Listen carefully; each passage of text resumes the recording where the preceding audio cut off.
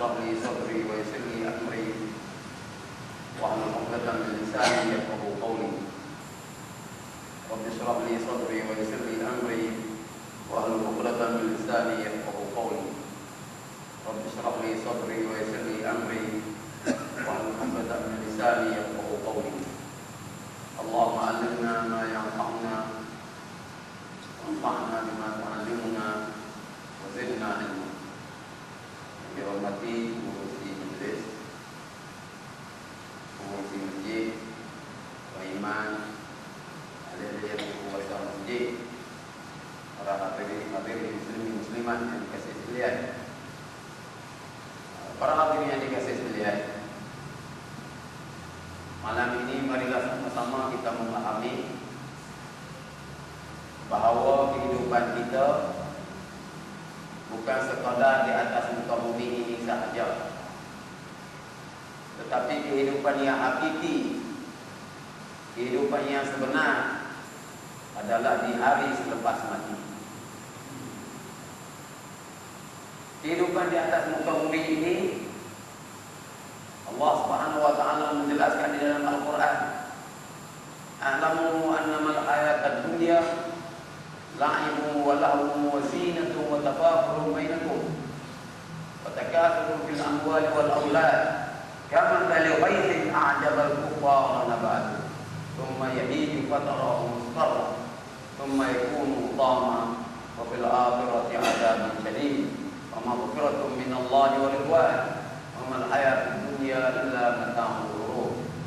Ketahuilah bahawa kehidupan di atas muka bumi ini hanyalah mainan, senda gurau, perhiasan, dan saling bermegah-megah di antara kamu dengan harta benda, bermegah-megah dengan anak pinak.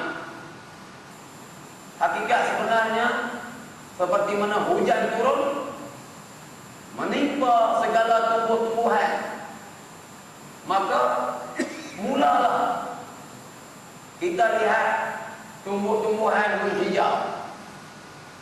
Setelah menghijau tumbuh-tumbuhan kita, kemudian semakin membesar, menghasilkan buah-buahan.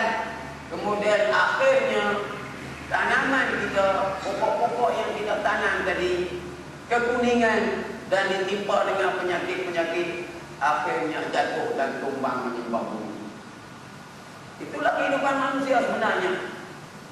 Bermula daripada kita kecil, kita dilahirkan oleh ibu kita, kita diberi makan, diberi minum, dipakaikan pakaian, dibasuh segala najis. Kemudian kita membesar menjadi kanak-kanak. Kemudian kita membesar menjadi remaja. Kemudian kita semakin berubah menjadi pemuda. Kemudian kita akan menjadi tua. Kemudian akhirnya kita diubah di sana di sini, ke hospital dan di jampi. Akhirnya kita berada di atas katil. Maka tubuh kita yang lemah tidak mampu lagi menanggung roh, maka roh kita pun keluar daripada jasad kita dan kita dipusung ke alam kubur. Inilah perjalanan hidup kita sebenarnya. Maka betapa malang, betapa ruginya manusia yang menyangka bahawa kehidupan di dunia ini adalah segala-galanya. Tetapi sungguh beruntung manusia yang hidupnya memahami bahawa kita masih lagi ada satu hari di hadapan kita, hari selepas mati, hari yang menjadi penentuan sama ada kita bahagia ataupun kita celaka. Liang kubur kita menjadi satu taman daripada taman-taman syurga, ataupun menjadi satu kawah daripada kawah api neraka. Nabi kita SAW menjelaskan, al-qabru imma rawdatun min riyadil jinan wa imma hufratun min hufarin niran.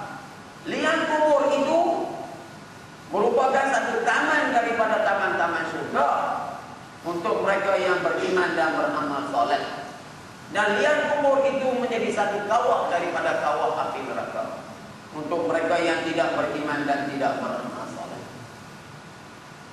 Jadi para hadirin yang dikasihi sekalian, kesemua manusia tidak akan kekal di atas muka bumi, melainkan dia akan meneruskan perjalanan daripada muka bumi ini, dan kita terpaksa melintasi alam barzakh, alam kubur. Maka para hadirin yang dikasihi sekalian, kita mesti ingat apakah yang kita lakukan di atas muka bumi ini. Amal kita, sembahyang kita, puasa kita diterima oleh Allah atau tidak diterima oleh Allah. Kita mesti pastikan bahawa anak pinak kita, isteri-isteri kita, apakah mereka akan ditimpa dengan kecelakaan di alam kubur, ataupun mereka akan mendapat kebahagiaan. Para hadirin sekalian, Allah ciptakan kita daripada tanah. Kemudian kamu akan dikembalikan ke dalam tanah. Kemudian nanti kamu akan dibangkitkan daripada tanah. Minha khalaqnakum wa fiha nu'idukum wa minha nukhrijukum taratan ukhra. Daripada tanah kamu diciptakan, ke dalam tanah kamu dikembalikan, dan nanti sekali lagi kamu akan dibangkitkan daripada tanah. Jadi para hadirin yang dikasihi sekalian, hari ini marilah sama-sama kita memahami suasana alam selepas mati. Diriwayatkan di dalam kitab Tazkirah Al-Qurtubi bahawa seorang penggali kubur ditempa 3 buah kubur. Kamu mesti korek 3 buah kubur esok. Jadi dia pun setelah korek 3 buah kubur, dalam keadaan kepenatan, terbaring di atas kubur. Tiba-tiba dia bermimpi, datang 2 orang malaikat, lalu berkata, kubur ini kita akan luaskan sehingga 2 marhalah. 2 marhalah maknanya 90 km. 90 km luasnya, kiri dan kanan. Kemudian tengok pula kubur ini, kubur yang kedua. Kita akan luaskan kubur ini sehingga 40 hasta kali 40 hasta. Kemudian kubur yang ketiga kita sempitkan sehingga 1 jengkal kali 1 jengkal. Maka tersedarlah penggali kubur. Lalu dia pun berkata, kubur siapakah yang paling luas, dan kubur siapakah yang sederhana, dan kubur siapa yang paling sempit. Tiba-tiba datanglah satu grup manusia mengusung jenazah. Bila tiba, dia kenal jenazah ini. Tidak berapa orang pun yang membawa jenazah itu. Cukup saja untuk mengusung jenazah. Ini orang yang tidak tahu, orang yang tidak masyhur di tengah masyarakatnya, orang yang tidak berharta dan berkedudukan di tengah masyarakat, tetapi dikenali oleh ahli kubur, oleh penggali kubur, bahawa ia orang yang bertakwa kepada Allah. Dia orang yang banyak melakukan ibadah kepada Allah. Dia banyak membaca Al-Quran, tetapi tidak mempunyai harta benda yang banyak, tidak dihormati, tidak dikagumi oleh masyarakat.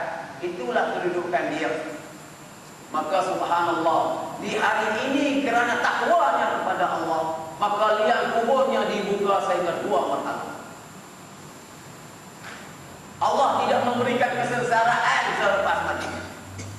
Sebaliknya kesengsaraan hanyalah di atas muka bumi sahaja. Di hari selepas mati mendapat kebahagiaan. Liang kubur dibuka seluas-luasnya. Raudhatun min riyadil jinan, satu taman daripada taman-taman surga. Jadi para hadirin sekalian, apakah kita pasti kubur kita menjadi satu taman daripada taman surga?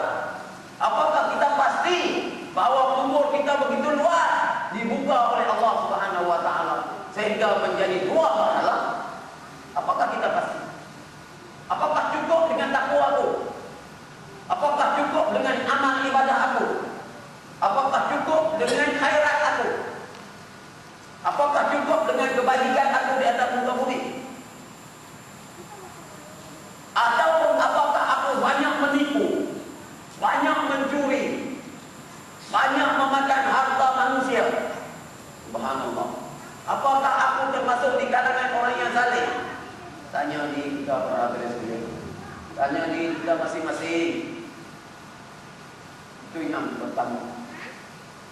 Yang kedua, aku mau lihat kata penggali kubur. Aku sudah kenal ahli kubur yang pertama ini. Tidak ada orang yang mengusungnya, tidak ada orang yang membawanya ke kubur, manakan sekadar cukup saja. Yang kedua, kubur yang dibuka 40 hasta kali 40 hasta, maknanya sekadar masjid inilah. Dia lihat orang ini agak masyhur di tengah masyarakat, agak hebat di tengah masyarakat. Banyak juga orang-orang yang mengusung jenazahnya. Banyak juga orang-orang yang hadir mengiringi jenazahnya. Banyak juga orang yang hadir untuk kali terakhir di keliling kuburnya. Tetapi takwanya begitu kurang, amal solehnya begitu kurang. Walaupun begitu, liang kuburnya dibuka sehingga 40 hasta kali 40 hasta. Alhamdulillah. Tanya juga diri kita, apa gunanya tak? Apa gunanya masyhur? Tetapi kita tidak masyhur di sisi Allah, tetapi kita tidak masyhur di sisi para malaikat. Karena kurangnya amal saleh, karena kurangnya kita ke masjid ke surau, karena kurangnya takwa kita kepada Allah, karena kurangnya kita dengan agama kita sendiri. Apa gunanya masyhur? Apa gunanya tak kalau tidak masyhur dan takwa di sisi Allah? Dan kubur yang ketiga, banyaklah jenazah yang dibawa ke kubur yang ketiga ini diusung, diraikan oleh berbagai-bagai lapisan masyarakat, datang dengan berbagai-bagai kenderaan, dengan cara berpakaian, meraihkan orang yang hebat, meraihkan orang yang masyhur. Tiba-tiba tidak ada takwa kepada Allah, tidak takut kepada Allah di atas muka bumi. Harta sendiri adalah harta sendiri, harta orang juga harta sendiri. Istri sendiri adalah istri sendiri, istri orang juga istri kita sendiri. Tidak ada takut kepada Allah. Di mana sembahyangnya, di mana puasanya, di mana zakatnya, di mana hajinya, jangan ditanya. Di mana masjid dan suraunya, jangan ditanya. Kamu hanya masyhur, kamu hanya hebat di tengah masyarakat, tetapi kamu tidak pernah disebut di sisi Allah. Kamu tidak pernah disebut di sisi para malaikat. Maka sekarang kubur kamu menjadi satu kawah daripada kawah api neraka. Apa gunanya masyhur? Apa gunanya hebat? Ini perjalanan di alam kubur.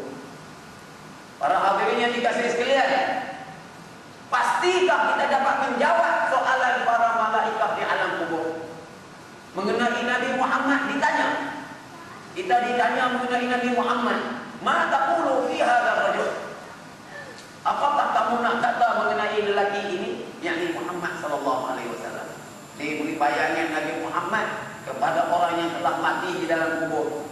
Jenazah yang ada di alam kubur itu ditanya, "Ma taqulu fi hadzal rajul?" Apa kamu nak kata pada lelaki ini?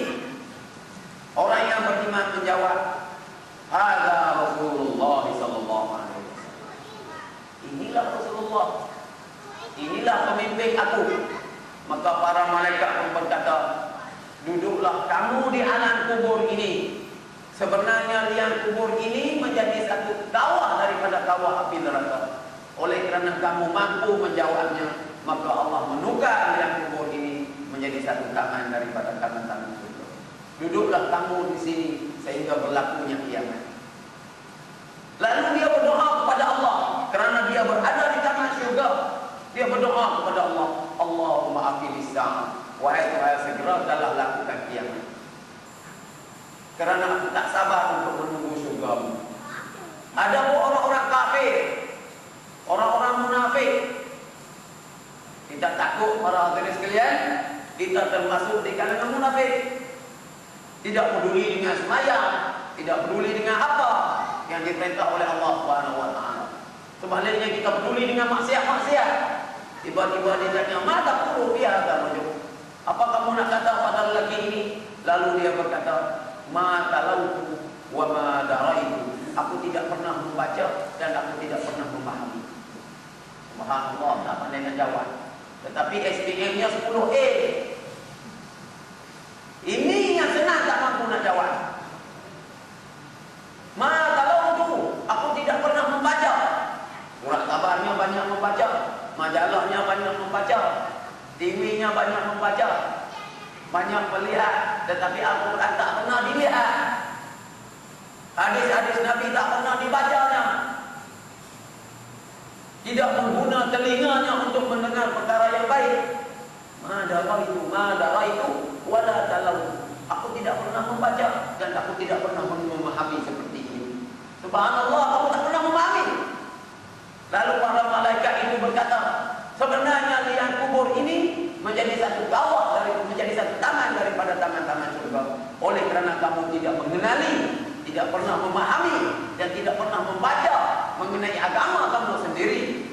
Subhanallah, agama kita sendiri tak pernah kita baca, tak pernah kita pahami. Maka malaikat itu berkata, Allah telah menukar liang kubur ini daripada satu taman daripada taman-taman surga kepada satu kawah daripada kawah api. Duduklah kamu di sini sehingga berlakunya kiamat. Lalu ahli kubur ini pun berdoa kepada Allah, Allahumma la tuqimis sa'ah. Wahai Tuhan, janganlah kamu lakukan kiamat. Takut sudahlah berada di dalam azab Allah, tetapi ditakuti setelah kiamat berada di dalam api neraka Allah. Sekarang berada di dalam satu kawah daripada kawah api neraka.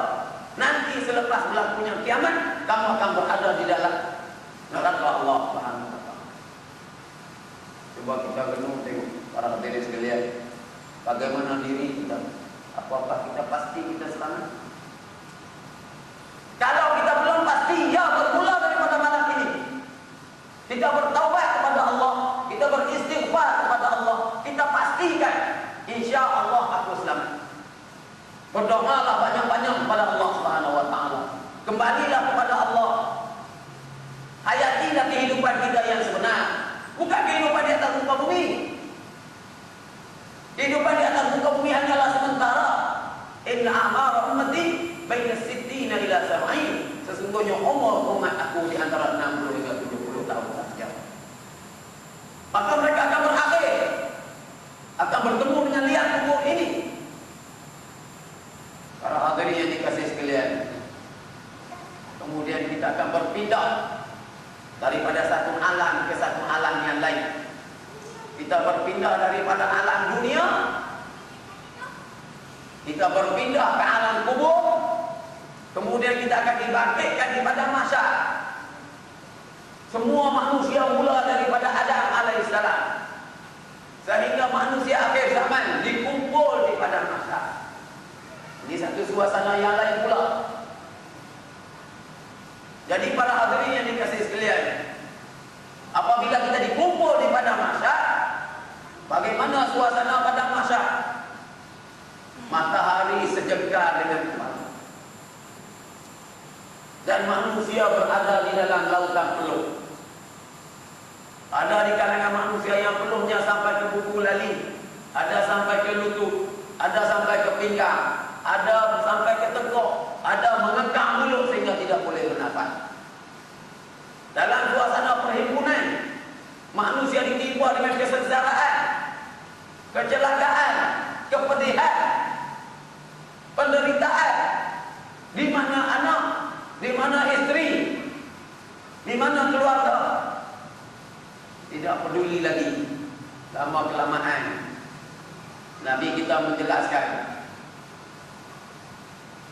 di dalam pemikiran manusia mula berubah.